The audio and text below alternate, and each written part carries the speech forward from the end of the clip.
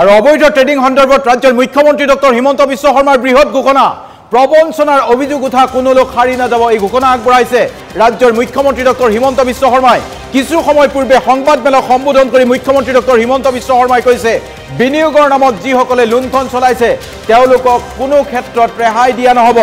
আনকি 1-1.5 মাহৰ ভিতৰতে সিবিআইক এই গোচৰ এই তদন্তৰ ভাৰ অৰ্পণ কৰিব বুলি ঘোষণা কৰিছে ৰাজ্যৰ মুখ্যমন্ত্ৰীগৰাকীয়ে আমি গুৰুত্বপূৰ্ণ আপডেট জনাইছো ৰাজ্যৰ যি ট্ৰেডিং কেলেংকাৰী সন্দৰ্ভত মুখ্যমন্ত্ৰী ডক্টৰ হিমন্ত বিশ্ব শৰ্মাই বৃহৎ ঘোষণা আগবঢ়াইছে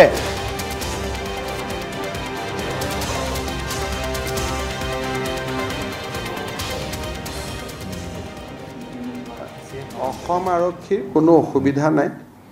তদন্ত কৰিব কিন্তু আমি ইডিকো লগত কৈছো যে আপোনালোকেও আমাৰ তদন্তটোত সহযোগিতা কৰক গতিকে আমি অসম আৰক্ষী ডিজিপি আছে আমি অলৰেডি সিদ্ধান্ত লৈছো যে এটা এসআইটি হ'ব যোনে গোটেই কেছখিনি মনিটৰ কৰিব ডাঙৰ কেছখিনি সিআইডিয়ে কৰিব সৰু কেছখিনি ডিস্ট্ৰিক্ট পুলিচৰ তাত থাকিব আৰু ওভাৰঅল গোটেই মেটাৰটো ইনকাম টেক্স আৰু ইডিক দিম আৰু এটা সময় যদি প্ৰয়োজন হয় যে হয়তো সিবিআই কো দিব লাগে আমি সিবিআই কো দিব পাৰিম ইয়াত কোনো আমাৰ ফালৰ পৰা কোনো তাত দাবী কৰাৰ প্ৰয়োজন নহয় এমাহ 1.5 মাহৰ পিছত পৰিবেশটো চাই যদি আমি ভাবো যে ই এটা বহুত ডাঙৰ জটিল কেছ আমাৰ কাৰণে দিগদাৰ তেতিয়ালে আমি তাক সিবিআইক পঠাই দিম কিন্তু বৰ্তমান ইতিমধ্যে অসম আৰক্ষীয়ে ইডি আৰু ইনকাম টেক্সক অলৰেডি বিশ্বাসত লৈছে So Assam government is willing to hand over the case even to CBI after initial investigation. Assam আৰক্ষীৰ কোনো অসুবিধা নাই তদন্ত কৰিব কিন্তু